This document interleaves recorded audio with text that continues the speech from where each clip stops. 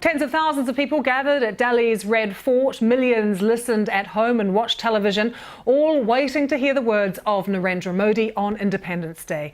And for Indian nationalists, he did not disappoint. He said his decision to strip Indian-administered Kashmir of its special status was a major achievement and it would restore the region to its past glory. Mr. Modi did not refer to the lockdown and communications blackout imposed in Kashmir since his decision 11 days ago. Let's have a listen.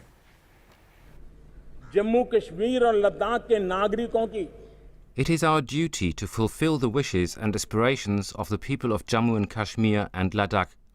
It's our responsibility that their dreams are fulfilled, and the 1.3 billion people of India have to work towards that.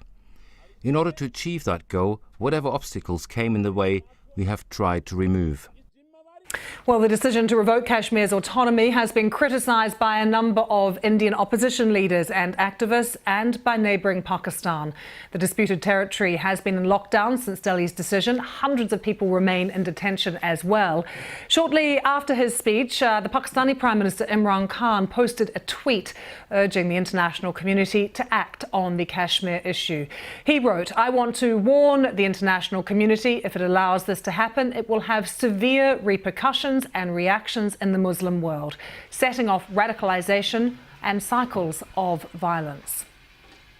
We've got correspondents covering the story from both sides of the border. Let's take you to Rahul Tandon, who is in Delhi for us, Secunda Kamani, who is in Islamabad. Firstly, Rahul, listening to his speech today on India's Independence Day, what is the most significant thing you feel Narendra Modi had to say?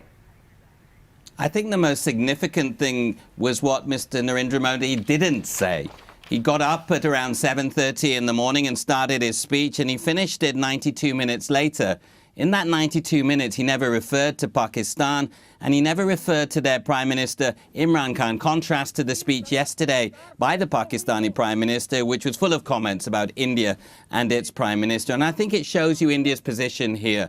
They say it's an internal matter, and they are not going to respond to comments that are coming from across the border. He played to the Indian people. Mr. Modi is a brilliant orator in Hindi, and he once again portrayed that strong man message that has won him the election and has made him the most popular politician in generations, basically saying, I have the guts to take decisions that others have not been able to take for 70 years. He said autonomy had been a mistake for Indian-administered Kashmir and had led to nothing but nepotism and corruption. It's a speech that'll go well with his fan base. Within Indian-administered Kashmir, we're back with that same problem, Lucy. Very difficult to communicate with people. The roadblocks still in place, the internet cut off, no phone lines. What did they make of it? We don't know.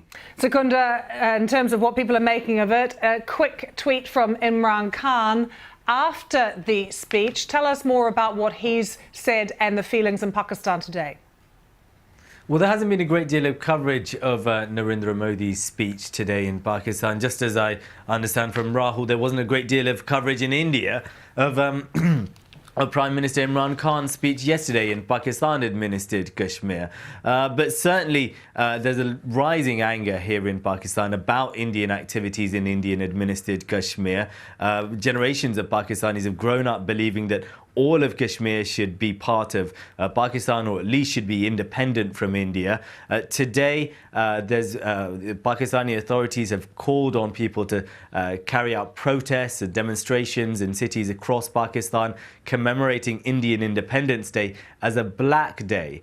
And there's been some good news for the Pakistani authorities as they would see it. There are currently reports that the United Nations Security Council will hold a closed-door meeting tomorrow to discuss Kashmir. Now, that's not been officially confirmed to the BBC yet, but if it does go ahead, it will be seen as a vindication of Pakistan's position that, or Pakistani attempts, I should say, to try and internationalize this issue. They've been trying to galvanize international opinion against what India has been doing in Kashmir. Imran Khan has been repeatedly comparing the ideology behind Narendra Modi's BJP ruling party in India to the ideology of the Nazi party.